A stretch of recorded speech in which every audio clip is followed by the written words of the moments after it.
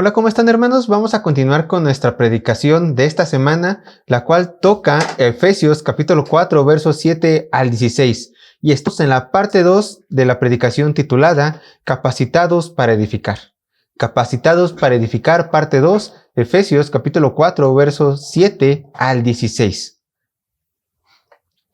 ¿Qué veremos el día de hoy? Bueno, la preposición es la misma que la semana pasada. Veremos cómo Cristo capacita a sus discípulos con dones para guardar la unidad. Y les repito rápidamente el bosquejo. La semana pasada vimos el punto número 1 del bosquejo. Cristo repartiendo los dones del verso 7 al verso 10. Hoy vamos a ver todo el punto 2, los dones ministeriales del verso 11. Y si Dios lo permite, la siguiente semana estaremos viendo todo el punto 3. Cristo perfecciona a los santos, del verso 12 al verso 16. Entonces, en los versos 7 al 10 de Efesios capítulo 4, nosotros vimos cómo Cristo repartió los dones, que Cristo dio dones a los hombres por las cuales los capacita para poder edificar la iglesia de Cristo. ¿Cómo Cristo obtuvo estos dones para nosotros? Bueno, por su sufrimiento y humillación aquí en la tierra y por su ascensión, resurrección gloriosa de nuestro Señor Jesucristo al reino de los cielos. Y por medio de esta resurrección y por medio de esta exaltación que el Padre le dio a nuestro Señor, Jesucristo fue capaz de darnos los dones, ya que todo fue sujeto a Él. Pero en este punto nosotros vamos a ver que en el verso 11 hablan unos dones muy especiales. Ya vimos la semana pasada las dos primeras listas de dones, que aunque no son exhaustivas, Pablo sí presta un poco de su tiempo para poderlas mencionar en sus cartas. Vimos la primera lista que se encuentra en 1 Corintios capítulo 12, vimos también la segunda lista que se encuentra en Romanos, y hoy vamos a ver en Efesios capítulo 4, verso 11, la tercera lista de dones que Cristo le da a su iglesia. Y vean lo que dice la palabra de Dios. Vamos a leer del verso 7 al verso 10. Dice así, Efesios capítulo 4, verso 7 al verso 11. Efesios 4, versos 7 al 11.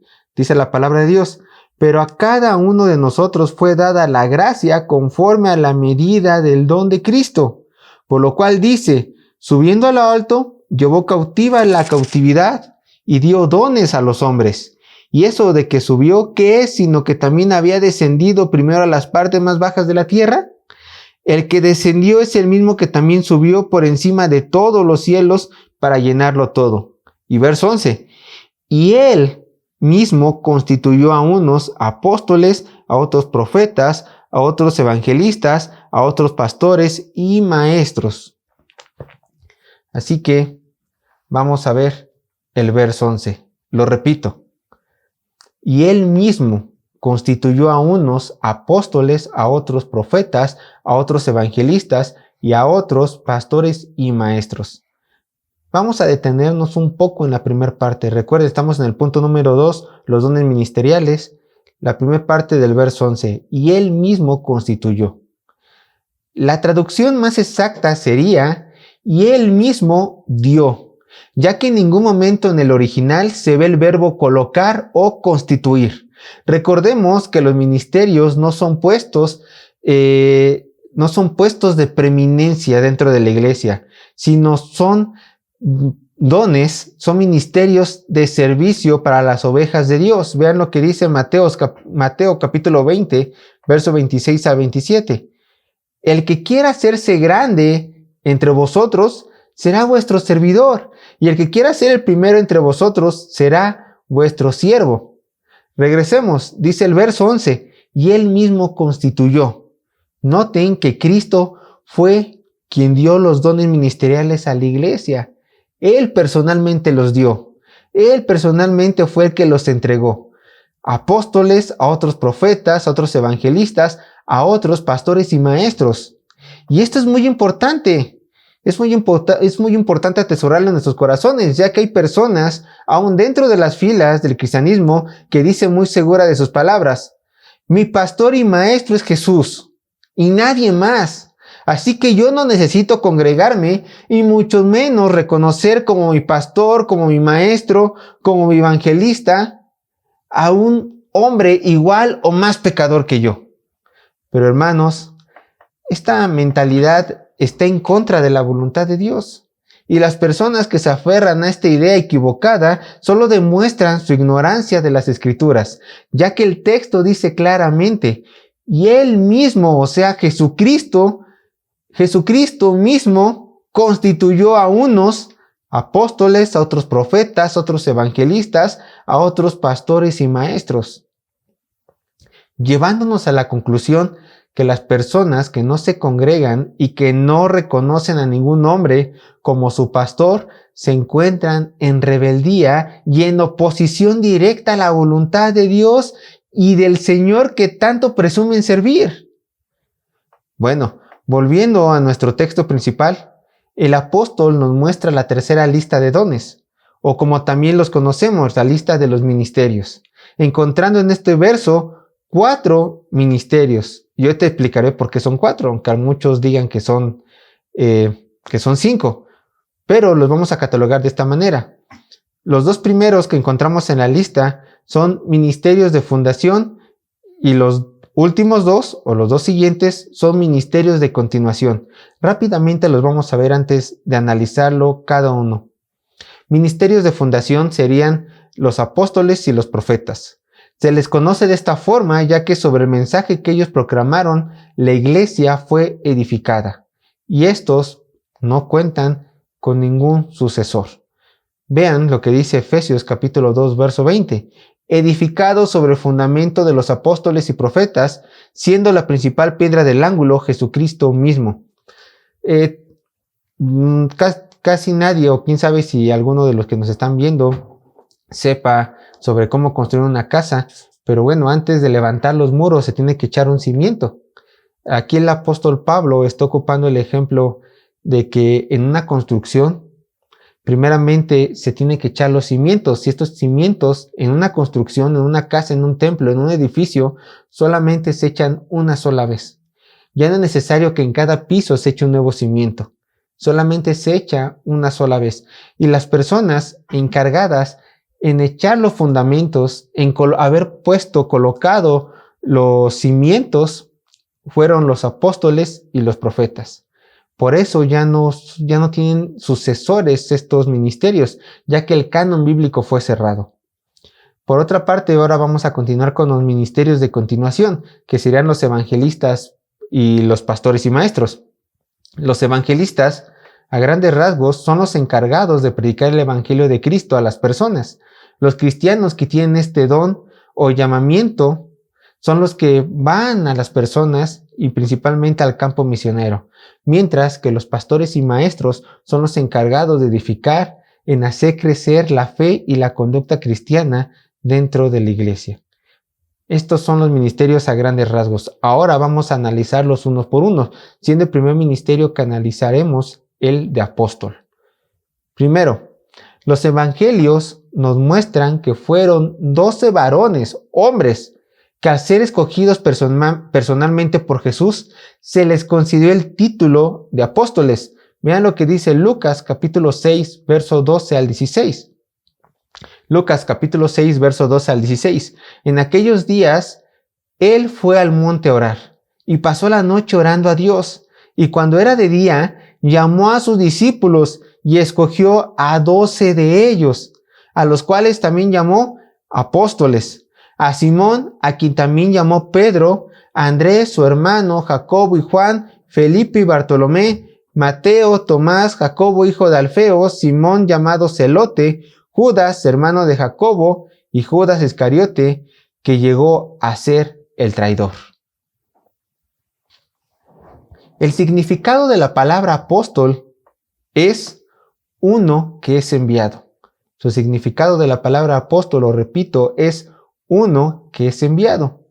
Y es verdad que los apóstoles fueron enviados para predicar el evangelio, pero no fueron simples mensajeros, ya que la palabra griega para mensajero era ángelos, de la cual nosotros obtenemos la palabra ángel.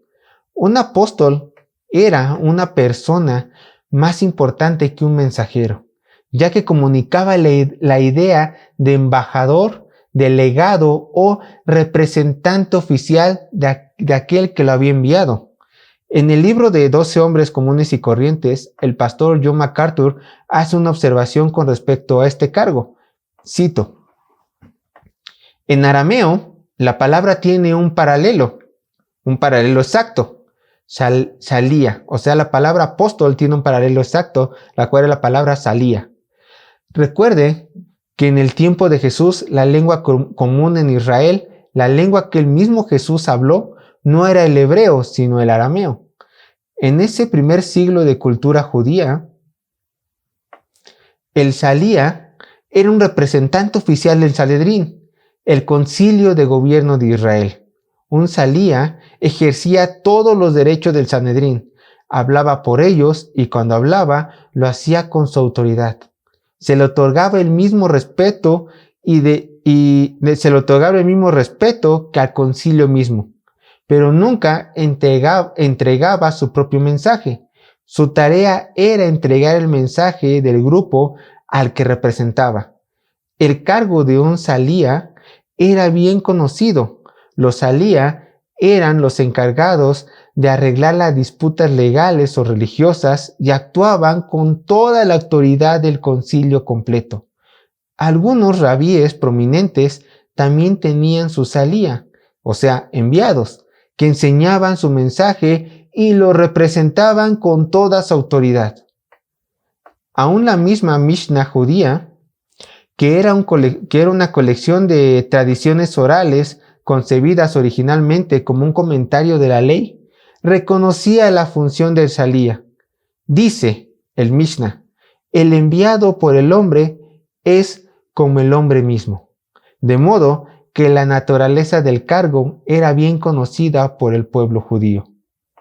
Así que, cuando Jesús nombró apóstoles, estaba diciendo algo muy familiar al pueblo en esa cultura. Estos eran sus delegados, eran sus salías de confianza. Hablaban con su autoridad, entregaban su mensaje y ejercían su autoridad. Fin de la cita. Como lo podemos ver, hermanos, el título de apóstol no es cualquier cosa. Es un ministerio muy importante, pero a pesar de que es un ministerio de suma importancia para la Iglesia de Cristo, debo de decirles que este ministerio ya no se encuentra vigente el día de hoy, ya que los fundamentos doctrinales ya fueron echados y ya contamos con todo el mensaje de Dios en nuestras manos. El ministerio del apóstol dejó de existir con la muerte de Juan y con el cierre del canon bíblico. Recordemos lo que dice Apocalipsis capítulo 22, verso 18 al 19. Yo testifico a todo aquel que oye las palabras de la profecía de este libro. Si alguno añadiere a estas cosas, Dios traerá sobre él las plagas que están escritas en este libro. Y si alguno quitare de las palabras del libro de esta profecía, Dios quitará su parte del libro de la vida y de la santa ciudad y de las cosas que están escritas en este libro. Hermanos, solo hubieron 12 apóstoles, más Pablo, quien se autonombró el abortivo, aquel que fue pero que no tuvo que haber sido. Fuera de estos hombres, nadie es por ningún motivo un apóstol. Por supuesto que hay falsas religiones como los mormones o algunos cristianos carismáticos con mala enseñanza que afirman que el ministerio de apóstol se encuentra vigente en nuestros días, pero para responder a esto, vamos al libro de Hechos y analicemos los requisitos que una persona necesita para ser un apóstol, y notaremos que nadie en la actualidad puede cumplir con estos requisitos. Vean lo que dice Hechos capítulo 1. Lucas escribe que debido a la muerte de Judas Iscariote, era necesario que otro tomara el lugar del apóstol. Y para esto Pedro dice lo siguiente. Pedro, un apóstol, dice lo siguiente. Hechos capítulo 1, verso 21 y 22, al 22, perdón. Es necesario, pues, que de estos hombres que han estado junto con nosotros todo el tiempo que el Señor Jesús entraba y salía entre nosotros, comenzando desde el bautismo de Juan hasta el día en que de entre nosotros fue recibido arriba, uno se ha hecho testigo con nosotros de su resurrección. y señalaron a dos, a José llamado Barsabás, que tenía por sobrenombre Justo, y a Matías. Y orando dijeron, vamos ahora a leer del verso 24 al 26, y orando dijeron, tú, Señor, que conoce los corazones de todos, muestra cuál de estos dos has escogido, para que tome la parte de este ministerio y apostolado, de quien cayó Judas, por transgresión, para irse a su propio lugar. Y les echaron suerte, y la suerte cayó sobre Matías, y fue contado con los 11 apóstoles. O sea, ya eran 12 con Matías. Y en estos versos, Pedro enlista las características que deberá de poseer el candidato a ser nombrado apóstol. Punto número 1. Haber estado con Jesucristo en sus 3 años de ministerio en la tierra. Punto número 2. Haber sido enseñado personalmente por Jesús. Punto número 3. Haber sido testigo presencial de su resurrección. Las características que acabo de mencionar son fundamentales para quienes anhelan el ministerio de apóstol. Pedro fue muy claro y específico en este enlistado. Estas características debían de ser cumplidas al 100%. Y solamente unos cuantos del grupo, 2 para ser precisos, cumplían con estas 3 características. Lo repito.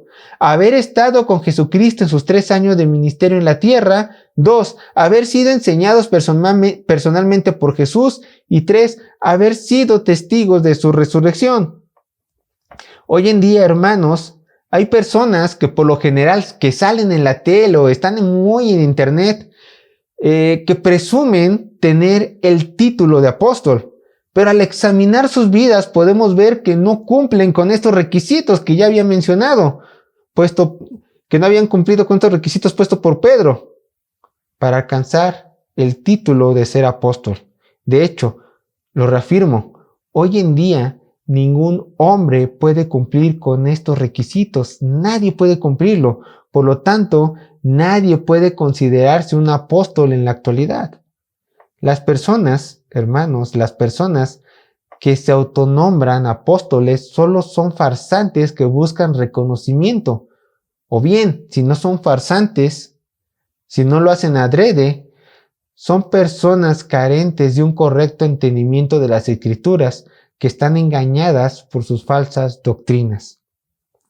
Por último, vemos que solo 2 hombres, como ya lo dije, cumplieron con estos requisitos para ser nombrados apóstoles, pero solamente uno fue escogido para formar parte de los 12. Muchos dicen que Matías no merecía ser apóstol, ya que en su elección se echaron suertes para poder colocarlo entre los 12. Véanlo, pero quiero que vean lo que dice Proverbios capítulo 16, verso 33. Dice, la suerte se echa en el regazo, mas del Señor viene toda decisión. Así que podemos decir que Dios ocupó este medio de echar suertes para poder escoger a Matías como un apóstol. Y esto nos lleva al cuarto y último punto que debe de tener un apóstol. Cuarto, ser escogido por Dios personalmente. Ser escogido por Dios personalmente. Ninguno que integraba el grupo de los 12, mucho menos Pablo, fue apóstol porque quiso serlo. Más bien, fue Dios mismo quien en su gracia y misericordia les dio este honroso título para que proclamaran su verdad a todas las naciones, colocando con sus enseñanzas el cimiento de la doctrina cristiana.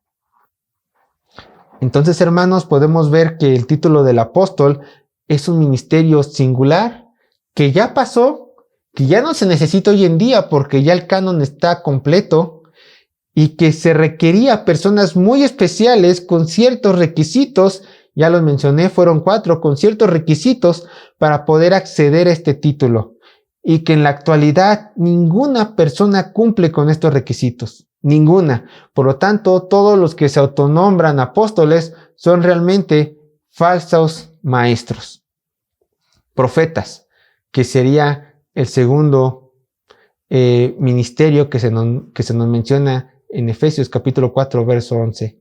En pocas palabras, hermanos, un profeta es un portavoz de Dios. Un profeta es un portavoz de Dios. Las personas que tenían el don de profecía y contaban con el ministerio de profetas eran personas que escuchaban la voluntad de Dios y la transmitían al resto de los hermanos. Recordemos que los profetas no hablaban sus propias palabras, solo se les permitía comunicar el mensaje de Dios tal cual el Señor se los había dicho. No podían aumentar ni disminuir nada al mensaje.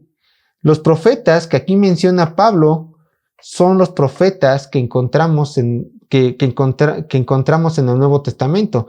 Pablo en este verso no está hablando de los profetas del Antiguo Testamento, sino que está aquí hablando de cristianos dotados con el don y el ministerio de la profecía. Y hay ejemplos en el libro de Hechos, y los cuales lo vamos a ver. Vean estos ejemplos. Hechos capítulo 11, verso 27 al 28, y veremos que en este libro se mencionan a profetas. Hechos capítulo 11, verso 27 al 28. En aquellos días unos profetas descendieron de Jerusalén a Antioquía, y levantándose uno de ellos, de los profetas, llamado Ágabo, daba a entender por el Espíritu que vendría un gran hambre en toda la tierra habitada, la cual sucedió en tiempos de Claudio. Y vean lo que dice en Hechos capítulo 21, verso 10 al 11. Y permaneciendo nosotros allí algunos días, descendió de Judea un profeta llamado Ágabo, quien viniendo a vernos, tomó el cinto de Pablo y atándose los pies y las manos, dijo: esto dice el Espíritu Santo, así atarán los judíos en Jerusalén al varón de quien es este cinto, y le entregarán en manos de los gentiles. Y es verdad que en estos ejemplos el profeta tenía la capacidad por parte de Dios de predecir acontecimientos futuros. Como lo vemos, se predijo las prisiones de Pablo y también se predijo un gran hambre en la tierra. Pero en su esencia, también fungían como predicadores de la palabra de Dios. Los profetas no solamente veían el futuro, sino que los profetas eran predicadores de la palabra de Dios, ya que eran los encargados de instruir a la iglesia del primer siglo. Vean lo que dice Hechos capítulo 13, verso 1. Había entonces en la iglesia que estaba en Antioquía, vean, en la iglesia habían estos ministerios, profetas y maestros: Bernabé, Simón el que se llamaba Níger, Lucio de Cirene, Manaén, el que se había criado junto con Herodes el tetrarca, y Saulo. Y vean, aún dice en 1 Corintios capítulo 14, verso 3, pero el que profetiza habla a los hombres para edificación, exhortación y consolación. Así es, hermanos, no hay labor más importante dentro y fuera de la iglesia que la predicación fiel de la palabra de Dios. Realmente es muy importante tener un amplio y profundo conocimiento de la Biblia, ya que hoy en día hay hermanos que afirman que este ministerio está vigente, el de profecía, permitiendo que en sus iglesias personas, a lo mejor con mucho celo, pero al mismo tiempo también con mucha ignorancia, le permiten a las personas profetizar.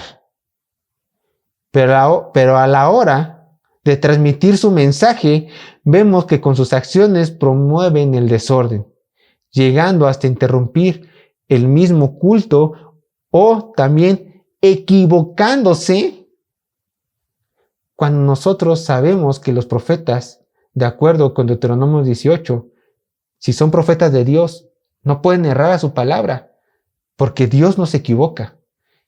Recuerden, si el profeta dice algo, de acuerdo con Deuteronomio 18, si el profeta dice algo en nombre de Jehová y ese acontecimiento no ocurre, entonces el profeta no procede de Jehová. Y desgraciadamente esto es lo que vemos en muchas iglesias el día de hoy. Afirman que este ministerio está vigente, pero cuando profetizan, dicen, hay menos del 50% de posibilidades de que se cumpla lo que profeticé. No es así, hermanos, no es así. Este ministerio ya cesó. al igual que el apostolado, solamente son ministerios de fundación. Los apóstoles, lo vimos en Efesios capítulo 2, verso 20, los apóstoles y profetas echaron el fundamento de la edificación del cuerpo de Cristo. Es verdad que el profeta en aquel entonces escuchaba la palabra de Dios y se lo daba a conocer a la iglesia, pero recuerden que en el tiempo de la iglesia del primer siglo el canon no estaba formado, el canon todavía no estaba completado. Una vez completado el canon, este ministerio ya dejó de funcionar dentro de la iglesia. Entonces, ya analizando los ministerios de apostolado y de profeta, ahora vamos con los ministerios de continuación, siendo el primero el de evangelista. La palabra evangelista se traduce como mensajero de lo bueno. Y aunque todos los cristianos tenemos la obligación de compartir nuestra fe, como lo marca la Gran Comisión, en Mateo capítulo 28, es verdad que no todos los cristianos tienen el don de evangelista. No todas las personas se levantan en la madrugada para orar por las almas de su país, de su ciudad, de su colonia o de su calle, para que sean alcanzados por el Evangelio de Cristo. Y al mismo tiempo, hay pocas personas que con este celo que les queme el pecho, salen a las calles a predicar a todo hombre que Cristo salva.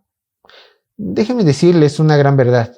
Los evangelistas son muy importantes en las iglesias locales y es nuestra obligación orar para que en cada iglesia hayan varios hermanos con el ministerio y el don de evangelista, ya que son estas personas quienes con su celo santo y con su profundo amor por las almas salen a las calles a compartir el mensaje de salvación. Estas personas son quienes van al campo y traen a redir a las ovejas perdidas por nuestro Señor. Y vean, este ministerio, este mandato no es poca cosa, ya que tanto el apóstol Pablo como el profeta Isaías hacen un cumplido y bendicen a las personas que hacen esta labor, bendicen a los evangelistas. Vean lo que dice Romanos capítulo 13, verso 15 al verso 15, Romanos capítulo 10, verso 13 al verso 15. Pero todo aquel que invocar el nombre del Señor será salvo. ¿Cómo pues invocarán a aquel en el cual no han creído? ¿Y cómo creerán en aquel a quien no han oído? ¿Y cómo oirán sin haber quien les predique? ¿Y cómo predicarán si no fuesen enviados? Como está escrito, cuán hermosos son los pies de los que anuncian la paz, de los que anuncian buenas nuevas. E Isaías capítulo 52, verso 7 dice, cuán hermosos son sobre los montes los pies del que trae alegres nuevas, del que anuncia la paz, del que trae nuevas del bien, del que publica salvación, del que dice a Sión, tu Dios reina. Y vean, en el libro de Hechos también se nos presentan a un evangelista. Identifíquenlo. Hechos capítulo 21, verso 8. Dice así la palabra de Dios. Al otro día, saliendo Pablo y los que con él estábamos, fuimos a Cesarea y entrando a casa de Felipe, el evangelista, que era uno de los 7, posamos con él. Vean el corazón de este hombre, Felipe, quien era uno de los 7 que simplemente repartían comida. Fue tal su celo por las almas que se podía notar que tenía el ministerio de evangelista. Y así como Felipe, el evangelista, debe de tener las siguientes cualidades. Primero, una pasión consumidora por los perdidos, de predicarles el evangelio. Y 2, estar comprometidos en compartir este mensaje siendo fiel al evangelio de Cristo, sin quitar ni añadir nada. Algo que quiero añadir a esto, hermanos, que cuando una persona está predicando el evangelio de Cristo, no solamente se tiene que conformar con hablar por así decirlo, lo más lindo del mensaje de que Dios está contigo. Quiero compartirles algo rápidamente. En la semana hablaron a la casa, mi hermano contestó y le dijeron más o menos estas palabras. Oye, ¿Sabes que Cristo te ama? ¿Sabes que Cristo es tan bueno que va a salvar tu alma? Y mi hermano les dijo, sí, yo sé eso, yo soy cristiano, yo sé que Cristo va a salvar mi alma. Y dice, pues mira, acércate a Dios porque Él es amor. Y mi hermano les dijo, ¿sabes? Les contestó por teléfono, ¿sabes? No solamente hay que predicar el amor de Dios, también tenemos que predicar el juicio de Dios, porque por medio de un reconocimiento del pecado del hombre y del juicio que Dios va a traer a la humanidad, las personas van a ser salvas. Ven, cuando una persona hace labor de evangelista, no tiene que entregar el mensaje a la mitad. Tiene que estar comprometido con todo el mensaje de Dios, nos guste a nosotros o no. Y claro, nos tiene que gustar porque procede de nuestro Dios mismo. Entonces, tú, hermano, hermana, que a lo mejor no tienes el ministerio de evangelista, pero si cumples con la gran comisión, recuerda esto. Predica el juicio de Dios. Predica el juicio de Dios. Predica de la condenación de Dios hacia el pecador. Porque una vez entendiendo estos hombres que están muertos espiritualmente, así el camino estará preparado para que prediques el amor y el perdón de Cristo, obtenido en la cruz. Solamente así. Bueno, pasamos al último ministerio, que sería pastores y maestros. Estos dos ministerios o capacidades están unidas por un mismo artículo en el texto original, por lo que entendemos que se trata de un mismo don con dos modos diferentes de expresarse, ya que el pastor debe de instruir para poder guiar correctamente al rebaño de Dios. Sin duda, los pastores son las personas que continúan con el trabajo del evangelista. Mientras que el evangelista es el encargado de sembrar la semilla del evangelio en el corazón de las personas, es el pastor maestro en la iglesia local quien riega constantemente la semilla con el agua de la palabra de Dios para que dé fruto en la vida de la persona. Pero tenemos que reconocer que el que hace que la semilla crezca es una obra 100% de Dios.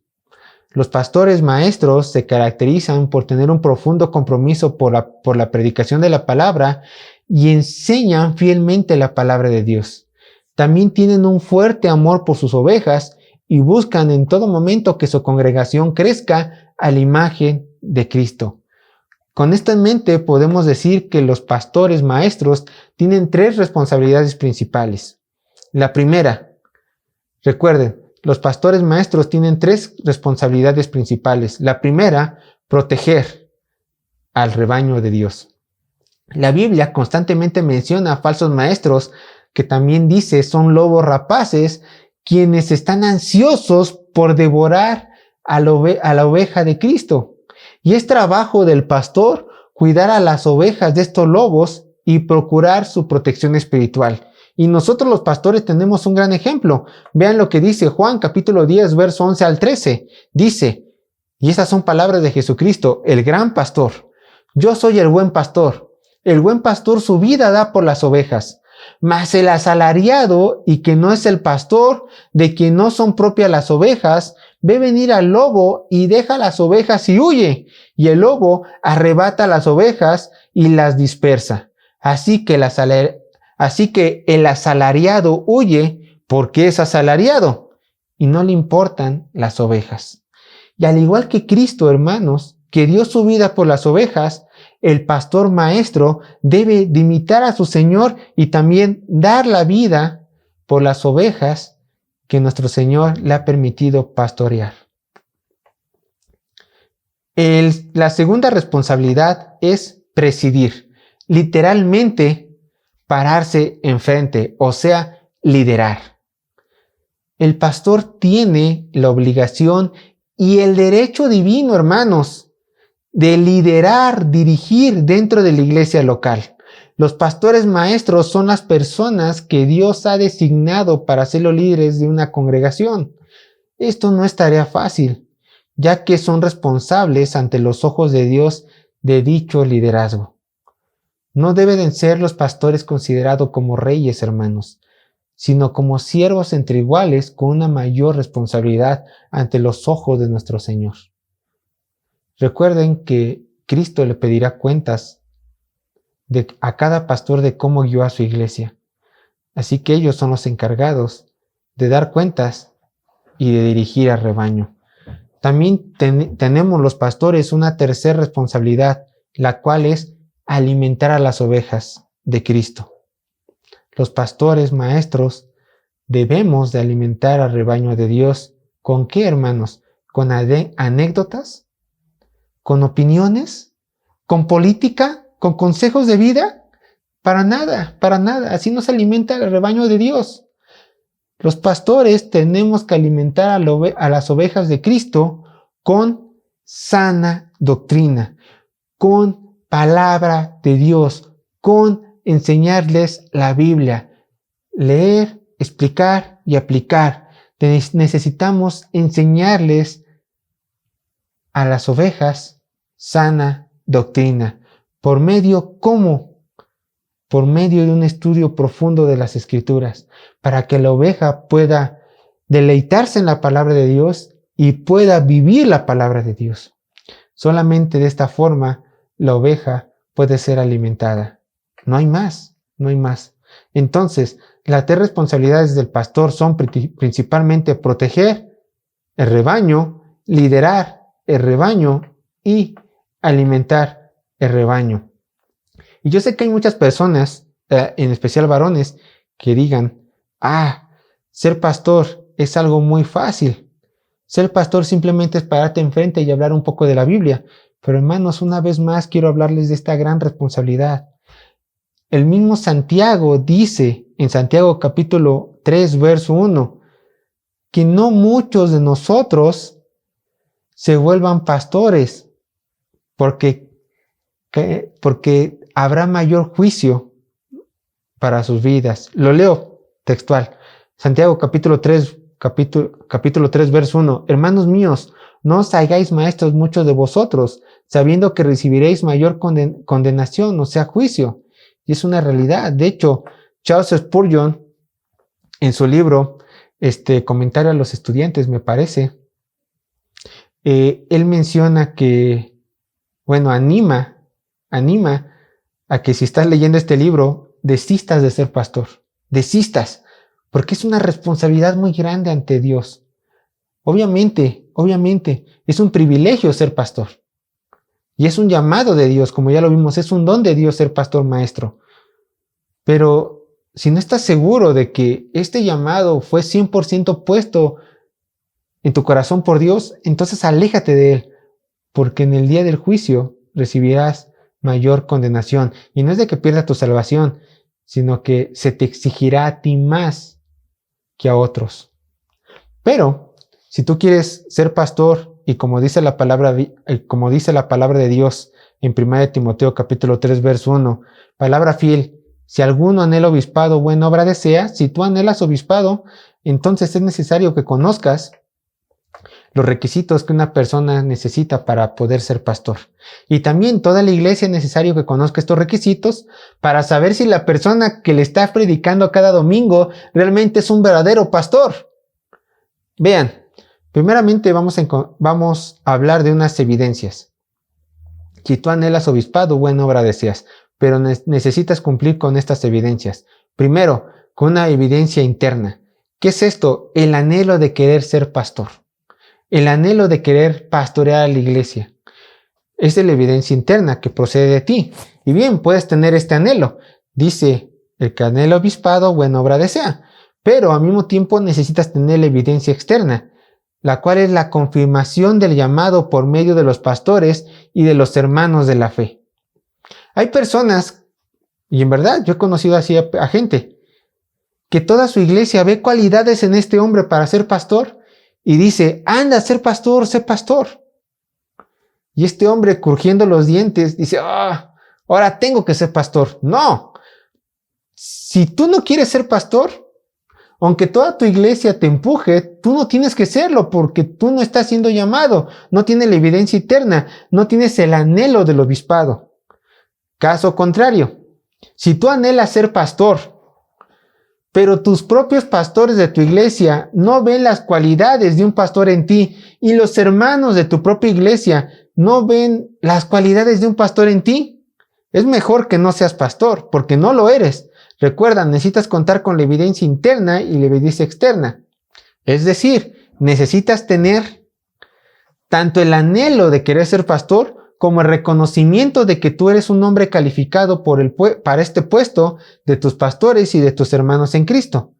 Una vez dejando esto en claro, estas evidencias, hay características, requisitos muy puntuales que el apóstol Pablo en 1 de Timoteo capítulo 3, verso 1 al 7, dejó estipulado en la palabra de Dios para que veamos cómo se tiene que ver un verdadero pastor. Y lo adelanto, hermanos. Voy a leer estos requisitos que yo no los creé. Pablo los puso. Dios los permitió en su palabra. Todo hombre que anhele ser pastor o todo hombre que es un pastor tiene que cumplir con todos estos requisitos. Si un hombre no cumple con estos requisitos, aunque sea uno, queda descalificado para ser pastor. Automáticamente queda descalificado. Así que escúchenlo bien. Y recuerden, no lo digo yo, lo dice la palabra de Dios. 1 de Timoteo capítulo 3, verso 1 al 7. Lo leo. Y posteriormente voy desglosando cada punto. Palabra fiel. Si alguno anhela obispado, buena obra desea. Pero es necesario que el obispo sea irreprensible, marido de una sola mujer, sobrio, prudente, decoroso, hospedador, apto para enseñar, no dado al vino, no pendenciero, no codicioso de ganancias deshonestas, sino amable, apacible, no avaro, que gobierne bien su casa, que tenga a sus hijos en sujeción con toda honestidad. Pues el que no sabe gobernar su propia casa, ¿cómo cuidará de la iglesia de Dios? No neófito, no sea que envaneciéndose caiga en la condenación del diablo. También es necesario que tenga buen testimonio de los de afuera, para que no caiga en descrédito y en lazo del diablo. Estas son las características que un pastor debe de tener. Estos son los requisitos que no pueden faltar y no deben de faltar en la vida de un pastor. Primero, el pastor tiene que ser irrepresible, literal, no puede ser detenido en un sentido legal. El pastor debe de ser una persona que no tenga en su vida ninguna acusación verdadera en su contra. Es decir, que no tenga albergado en su vida un pecado oculto que lo señale y lo descalifique. Esto se debe a que el pastor debe ser ejemplo en la vida a seguir de sus congregantes. Por supuesto, no tenemos que malinterpretar este texto y creer que la palabra irreprensible quiere decir perfecto, porque si no, ninguna persona podría ser pastor. Simplemente el ser irreprensible quiere decir que el pastor tiene que andar en continua santidad. Y por más que le busques, tú no encuentras un pecado que descalifique a este pastor de ministerio. Eso es ser irreprensible. Punto número 2. Marido de una sola mujer. Y este apartado se refiere a la pureza sexual del pastor y no a que si está casado o no. Para los pastores que están casados, debe demostrarse en sus vidas una pureza sexual, tanto a su esposa en serle fiel en lo público como en lo secreto y aún en sus propios pensamientos. Y el pastor, hermanos, no debe de caer en adulterio o en infidelidad. La persona que cae en adulterio y le es infiel a su cónyuge, a su esposa, esta persona ya no puede ser pastor, porque entonces ya no es irreprensible y ya no es marido de una sola mujer. Y para los solteros, como es mi caso y el caso de mi hermano Alejandro, esta ordenanza habla de nuestra pureza sexual en todos los aspectos de nuestra vida, tanto mental, físicamente también. Alejandro y yo no podemos ser fornicarios, si no quedaríamos descalificados. Tenemos que cuidar nuestros ojos, cuidar nuestro cuerpo, cuidar nuestra mente. Serle fiel al Señor en el ámbito sexual. Punto número 3, sobrio, literalmente sin vino, pero se refiere a la idea de que un pastor siempre debe de estar alerta, debe de ser vigilante y debe de ser cuidadoso con la mente despejada. Un pastor siempre debe de pensar con claridad en cualquier momento, ya que en los pastores se nos pide consejería. Así que siempre tenemos que estar sobrios dentro de nuestros 5 sentidos. 4, prudente. Habla de un hombre disciplinado y con seriedad en los asuntos espirituales. Este es un hombre prudente que ordena su vida a tal punto que es serio y disciplinado en sus estudios bíblicos y en los asuntos espirituales. 5, decoroso. Significa ordenado o de buena conducta. La vida de un pastor, hermanos, no puede ser caótica, no puede ser desordenada. ¿Por qué? Porque este pastor ayuda, es su deber ayudar a ordenar la vida de otras personas. Por lo tanto, la vida del pastor debe ser decorosa, ordenada y con buena conducta. 6, hospedador. En tiempos cuando fue escrita esta Pabla de Primera de Timoteo, obviamente habían evangelistas, habían a lo mejor también profetas que se vivían en otra ciudad. Entonces era trabajo de los pastores abrir sus casas y hospedar a sus hermanos en Cristo.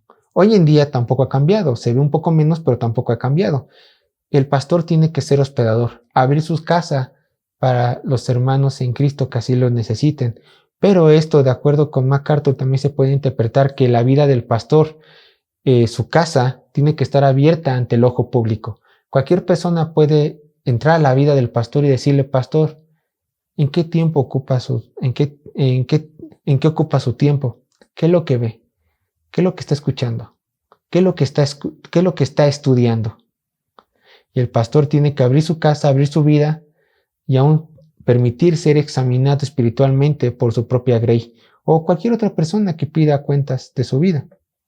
Esto no tiene que sernos gravoso, porque los pastores es un llamado a estar en santidad, es parte del ministerio. Entonces no tendríamos por qué molestarnos en que vean nuestro historial de internet, en que vean el tipo de películas que observamos. No tendría que ser gravoso para nosotros. Punto número 7. Un pastor tiene que ser apto para enseñar.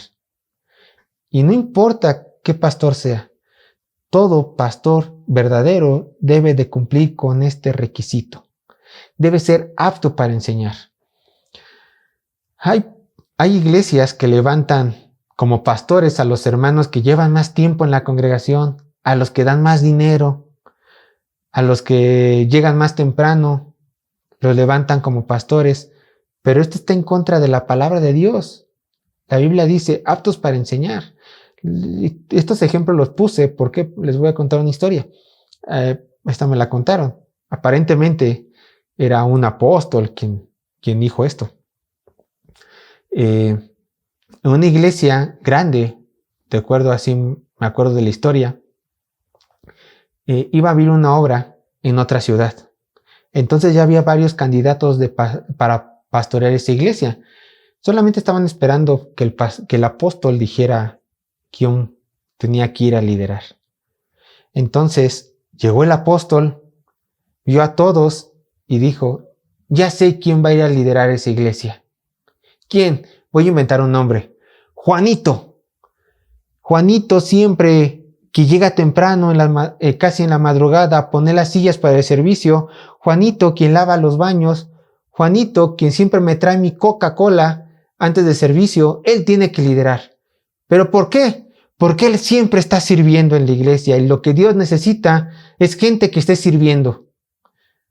Pero Juanito no sabe dar un sermón. No importa, Dios ve el corazón. No, claro que importa. Claro que importa que la persona sea apta para enseñar. Miren, hermanos, puede haber gente dentro de la iglesia muy amorosa. Puede haber gente en la iglesia muy servicial. Puede haber gente dentro de nuestras congregaciones que realmente den ofrendas y ayudan a los hermanos económicamente de todo corazón, en verdad. Puede haberlos y los hay. Pero si este hermano no es apto para enseñar, por mucho que él tenga el anhelo de pastorado, simplemente no está calificado. Un pastor tiene que ser apto para enseñar. No existe un pastor que no sea apto para enseñar. No existe un pastor que no invierta horas al estudio de la palabra de Dios. Si ustedes conocen a alguien que está en el púlpito enseñando, que está en una iglesia liderando, pero no es apto para enseñar, entonces esta persona nunca fue calificada como verdadero pastor de Dios. Y no lo digo yo, lo dice Pablo, lo estamos viendo. O sea, lo dice Dios mismo por medio del apóstol Pablo. 8. No dado al vino. Un pastor no debe de tener reputación de ser bebedor. De ser posible, recuerden, el beber no es pecado, el beber vino, beber una cerveza no es pecado, pero no hagan tropezar a sus otros hermanos.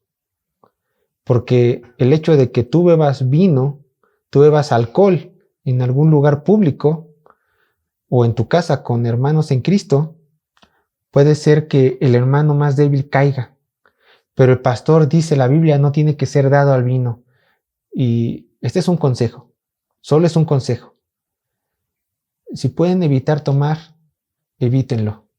No es pecado tomar, pero si pueden evitarlo para no hacer caer a otros hermanos o no hacer que otras personas inconversas blasfemen, evítenlo. Aquí, tanto a pastores como a no pastores, como a la grey. Este solamente es un consejo, pero la Biblia sí dice que el pastor no debe de ser dado al vino. ¿Por qué? Porque el pastor, como ya lo dijimos, tiene que ser ejemplo de su congregación. Por medio del pastor nadie puede caer. Por medio del pastor, del ejemplo del pastor, nadie puede blasfemar por la iglesia de Cristo. Así que un pastor no tiene que ser dado al vino. Punto número 9.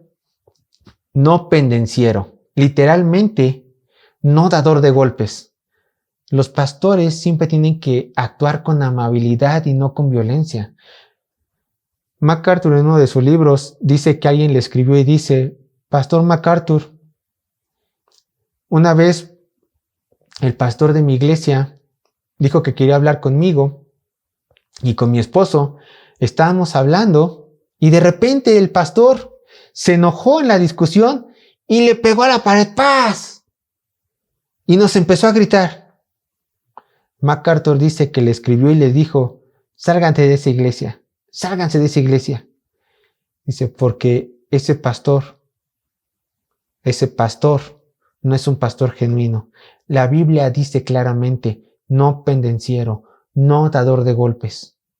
Un pastor no puede ser violento, hermanos. No debe de ser violento. Debe siempre actuar con amabilidad, imitando a su Señor, manso y humilde. Si tú estás en una iglesia que el pastor siempre está molesto, siempre está actuando violentamente, siempre está dando de golpes en el aire, siempre está enojado, siempre está con la actitud de pelear, salte de ahí, salte. No pendenciero, no dador de golpes. Siguiente punto. Un pastor no tiene que ser codicioso de ganancias deshonestas. Bueno, este punto lo tocaremos un poco más adelante, ya que en los manuscritos más antiguos esto no se encuentra. Nos lo vamos a saltar, pero recuérdenlo. Amable. Un pastor tiene que ser amable. Y es una persona que muestra la gracia de Dios al perdonar las faltas de las demás personas. Un pastor, cuando muestra su amabilidad, no guarda rencor con aquellos que le han hecho daño. Tiene que ser amable, hermanos. Tiene que aprender a perdonar. Porque en verdad, en el pastorado hay gente que muchas veces nos hace mal. Muchas veces hablan de nosotros. Pero no está en el corazón del pastor guardar rencor. Un verdadero pastor tiene que perdonar y pasar por altas estas faltas. También dice Pablo que el pastor tiene que ser apacible. Y esta palabra pasible significa pacífico o el que se abstiene de pelear.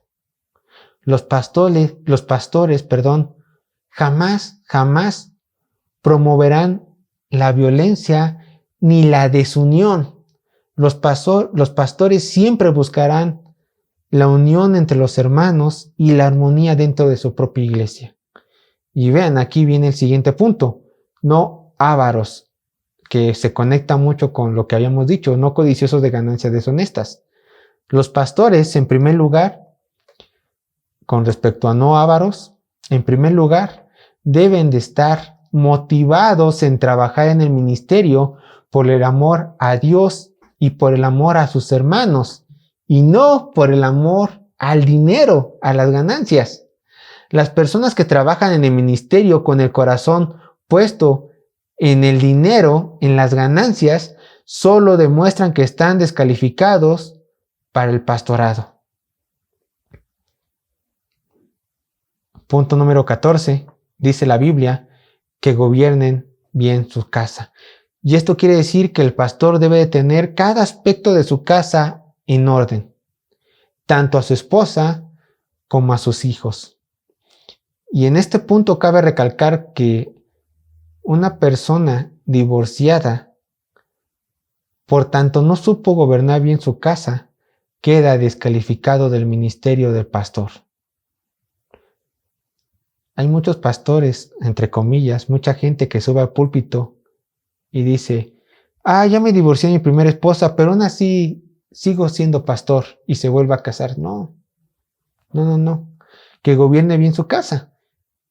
No, si se divorció quiere decir que no supo gobernar bien su casa, por lo tanto esta persona ya no puede ser pastor. Y vean, esto nos lleva al siguiente punto. Tenga a sus hijos, el pastor tiene que tener a sus hijos en sujeción con toda honestidad. Obviamente para los pastores solteros como yo, esto no se me pide a mí porque yo no tengo hijos, yo tampoco tengo una esposa. Pero los que sí tienen hijos, tienen que tener a sus hijos en sujeción. Esta palabra de sujeción quiere decir que los hijos, tanto en casa como fuera de casa, tienen que ser obedientes a los padres, como un militar. Da a entender la idea de la palabra sujeción. Como un militar de bajo rango le obedece a un militar de alto rango. Así tienen que ser los hijos, sujeción. John MacArthur dice que, basándose con este texto y con lo que está en Tito, porque en Tito también se mencionan los requisitos para el pastorado, John MacArthur sostiene la idea de que los hijos de los pastores tienen que ser creyentes. Pero aquí yo estoy en contra de eso, ya que la salvación, hermanos, de las personas no depende de los padres, ni del pastor mismo. La salvación de las personas depende de Dios mismo. Entonces, ¿un pastor puede tener hijos inconversos? Sí, puede tener hijos inconversos.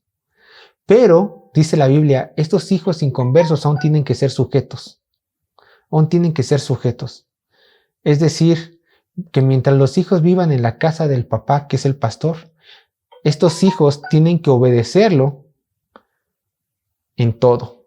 Quizá no sean cristianos, pero sí tienen que mostrar este respeto hacia los padres y vivir lo más santos posibles. Yo conozco y todos conocemos a personas que dicen, yo sacrifiqué a mi familia por el ministerio. Esto es mentira. Dios dice, ¿es el paquete completo o no es nada? No tienes que sacrificar algo para obedecer a Dios. No tienes que sacrificar a tu familia para obedecer a Dios en tu ministerio, no. Dios dice, si realmente fuiste llamado al ministerio, entonces vas a poder tener en sujeción a toda tu familia. Y esto es importante, ya que el Señor dice que si el pastor no es capaz de gobernar bien su casa y tener a sus hijos en sujeción, entonces no es capaz de cuidar a la iglesia de Dios. Siguiente punto, dice la Biblia, ya vamos a terminar, no un neófito. Es decir, una persona que recién se convirtió al cristianismo no puede ser levantado como líder de una congregación, no puede ser nombrado como pastor, ya que dice la Escritura que puede caer en orgullo. Los hombres más maduros dentro de la iglesia, y por supuesto con todas estas características mencionadas en 1 Timoteo capítulo 3, verso 1 al 7, son las personas que pueden acceder a este privilegio de ser pastores. No los recién llegados, no los recién convertidos, no los neófitos. Porque también es una realidad. A los neófitos les falta conocimiento bíblico y les falta experiencia. Así que tienen que ser los más maduros dentro de la congregación. Y por último, los pastores no solamente tienen que tener buen testimonio con los de afuera. El llamado a pastor y el pastor tiene que tener buen testimonio con los de afuera y con los que están dentro de la congregación. ¿Por qué? Es muy fácil tener buen testimonio dentro de la congregación. Pero si el pastor quiere que la obra de Cristo sea verdaderamente poderosa, tiene que tener buen testimonio con los de afuera. Y así los de afuera podrán decir, ese hombre realmente camina como el Señor que presume seguir. Y así, hermanos, terminamos la lista de los requisitos de un pastor. Recuerden, todo pastor debe de cumplir con toda esta lista de ministerios. Todo pastor tenemos que cumplirla.